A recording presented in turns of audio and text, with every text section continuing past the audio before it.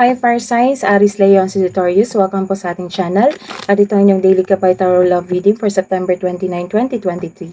Please be reminded that this is general reading po, so maaari kayong makarelate o hindi. Just take what resonates. Gamitin ang reading na ito bilang gabay lamang.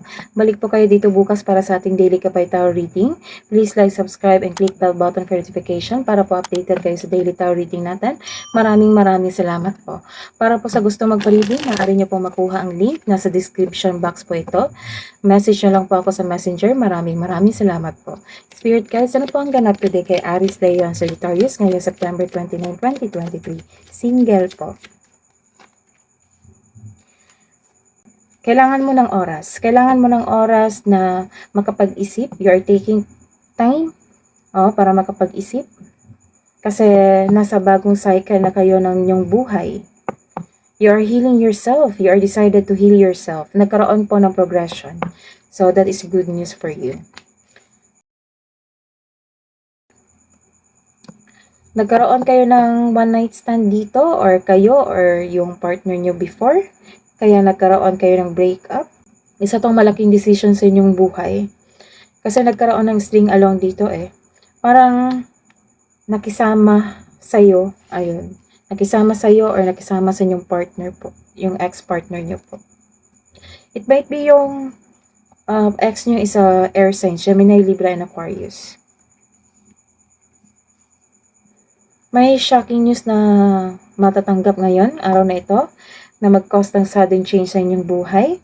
Nagkaroon kayo ng surprise, transformation. But some of you, naging sad. Oo, nagkaroon ng sadness because kakaseparate nyo lang ng inyong partner. Nagkaroon ng breakup. You are feeling lost. You are grieving or mourning. Spirit guys, ano po ang clarification po? Para po sa mga single, Aris, Leo, Sagittarius, ngayong September 29, 2023.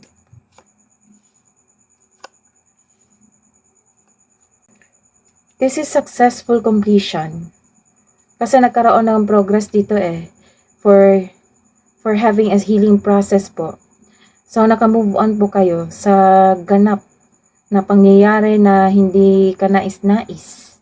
Nalalaman nyo na yung partner nyo na may one night stand or kayo or kakilala nyo. Sa araw na ito, celebration nyo sana ng isang monthsary or anniversary. Or malapit na yung celebration sana. This person na naka-one night stand is a powerful person. Very authority. Marahil boss siya sa kanyang kumpanya, sa kanyang negosyo, isang leader or government employee, may position.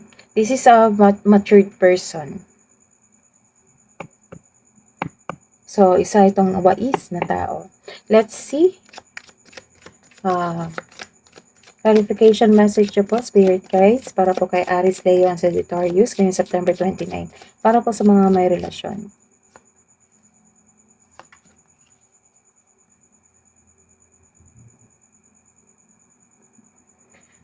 This is reverse card. Nagkaroon na exaggeration.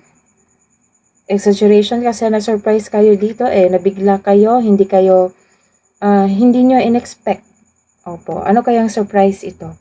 Nagkaroon dito ng isang moving on.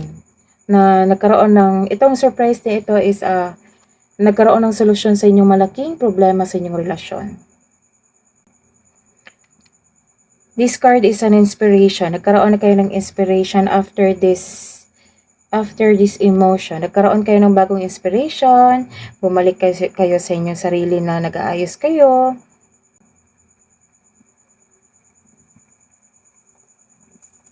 Let's see your hidden truth.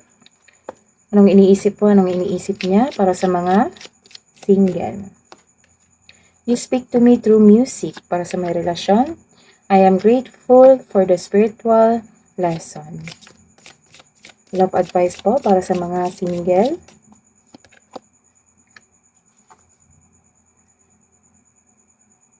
Self-care talaga. Nagkaroon ng self-care dito. Kakasabi ko lang, nagkaroon ng self-care dito.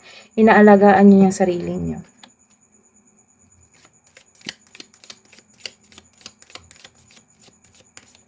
Love couple advice. rejoice. Embrace your loving connection and rejoice. So, happy kayo dito. This is the confirmation na happy kayo magkarelasyon. Love advice po para sa mga single.